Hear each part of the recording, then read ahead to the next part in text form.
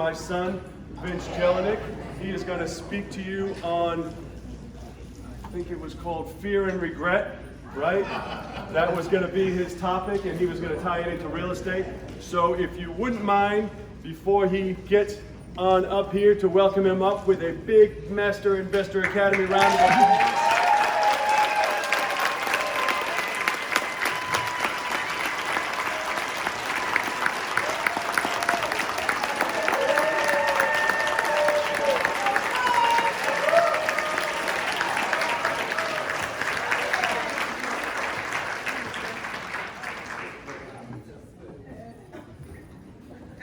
Hi everybody, I'm Vince Jelinek, his son, and I'm going to be telling you guys, I'm going to be talking to you guys, a little presentation on fear and regret. Just a few stories I have gone through, how I had fear to doing something, or I did not do something and I had regret to do it. And it's just like overcoming that fear and how it can all tie into real estate at the end. So my first story is I went to the Outback Bowl in 2019.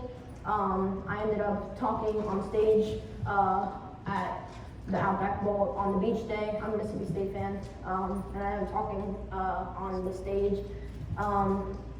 And it was just like a little maroon and white cheer that they do for Mississippi State.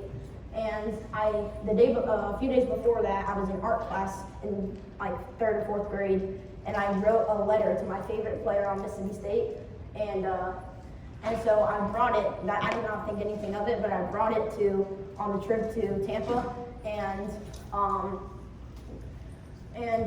so on the beach day, I ended up meeting the head coach for Mississippi State, and I had the letter in my back pocket, and so I ended up giving it to him, and I met him. His name is Joe Moorhead. He's now with Oregon as the offensive coordinator, and so basically, I met him and I gave him the letter. I did not think that he was actually going to give it to Nick Fitzgerald, who was my favorite player at the time. I did not think he was actually going to give it to him, so I just thought nothing of it. My dad didn't even think he was going to give it to him. But as a little kid I had that little tiny hope. And so after the game, after the big Mississippi State game, we ended up losing again. So I ended up going to where only family was supposed to be, and me and my dad and my mom went over there, and we ended up meeting Nick Fitzgerald, and he ended up pulling out the letter that I gave to Joe Moorhead for him. He ended up pulling out the letter, and it was an amazing experience for me. I had a lot of fun. It was one of the best days ever. He ended up pulling out the letter, and we ended up taking this photo. And it was just an amazing experience, and I was very nervous. Like, when I was given the letter to Joe Moorhead, I was extremely nervous. I was extremely scared, because I did not think he was going to actually give it to Nick Fitzgerald. So I was extremely scared, extremely nervous. But I ended up doing it. That was the fear that I had. I had so much fear, I was really, really nervous, and I ended up giving it to him, and I ended up getting this photo, and he ended up pulling out the letter for me.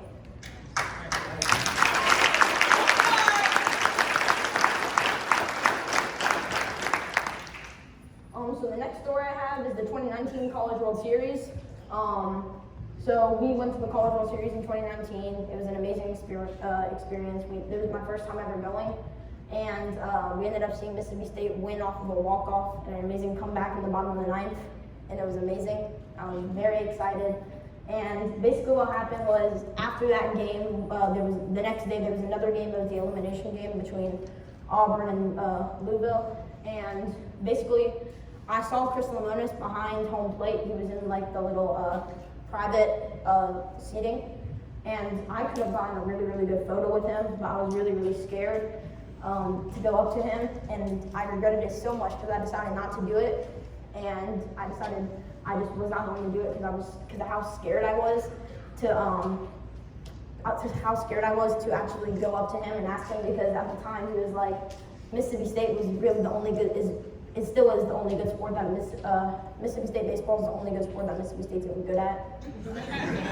So I was really nervous to give it to Chris Lamonis, or to talk to Chris Lamonis and ask him to take a photo, because I, again, did not think he was going to say yes. I was really nervous because I was nervous that he was going to say no, and he would just tell me to leave. But I ended up not doing it, and I regretted it a lot. So 2020 happened, nothing happened. And then in 2021, we ended up going back to the College World Series. They ended up winning the national championship.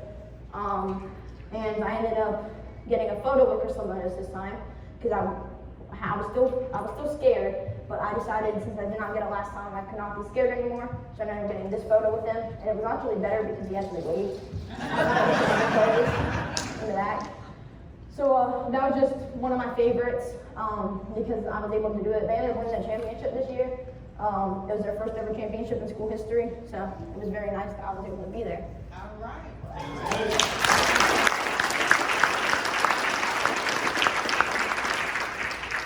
Okay, so the next story I have is from the Music City Bowl in 2019. It's another bowl. It was on, I think, New Year's Eve. And we ended up staying at the hotel. I forgot what it was called, but it was like the biggest hotel, I think, in all of Nashville, which is where the Music City Bowl was. And the Mississippi State team ended up staying there. And I was, and like all around, they were everywhere. They were everywhere. All the Mississippi State players, all the ones I knew especially, were there. And my favorite player at the time, because Nick Fitzgerald went to the Buccaneers, Kylan Hill, so I used to message him on Instagram about the Mississippi State games. He never responded. He never even looked at it. Well, apparently he did look at it, but I never knew that he looked at it. And when I was walking around the hotel, because they had Carvel there, they had Cinnabon, they had Aunt Annie Ann's, and those are my favorite places. So I ended up walking around, and I was at Starbucks to get my mom a coffee, and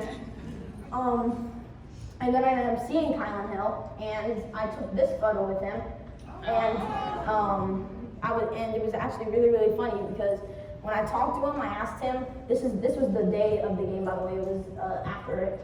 And then so he got injured during the game, and I ended up asking him what happened, and he told me what happened. He pulled a hamstring or something, and then he said that he recognizes me, and I didn't know where he recognized me from, and then he told me that he knows me from Instagram. He said I'm the kid that messaged him on Instagram, and it was really weird because I was really nervous to take a photo with him after.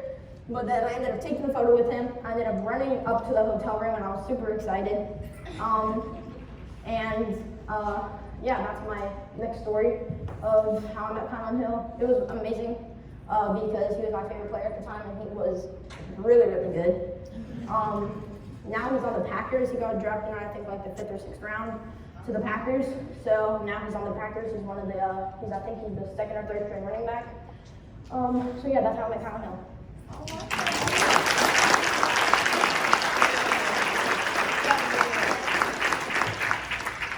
And so this next story was actually the most recent.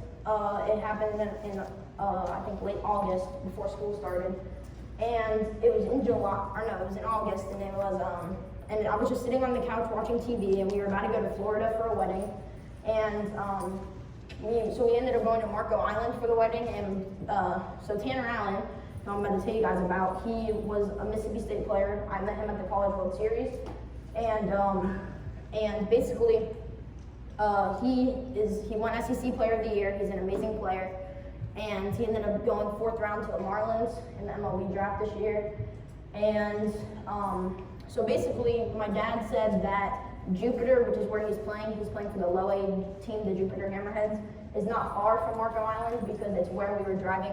So we had to drive up from Marco Island back to Virginia, and it was on the way. So he ended up looking for the games, and the game, the only day that we were free,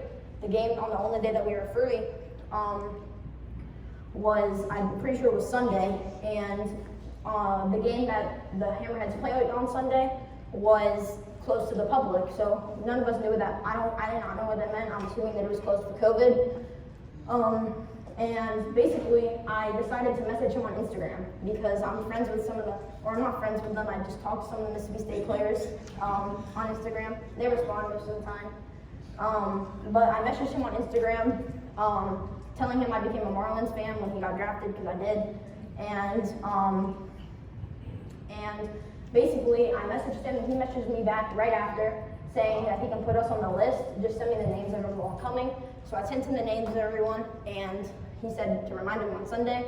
And basically, I reminded him on Sunday, and we ended up going to the game. He actually put us on the list. I did not know if he was actually going to do it, but he put us on the list, and we ended up going to the game. And I'll make this video.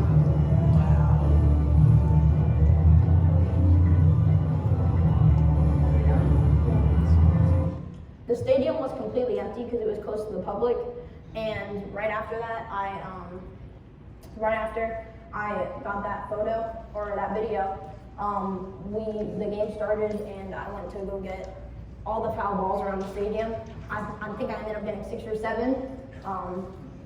This is a photo I got with Tanner Allen. And I ended up getting, I think, 6 or 7 foul balls. Yeah, 6. And that's basically just how I met Tanner Allen, because I was incredibly scared to meet him. Because he's a Mississippi State player. He's like my favorite sports player ever.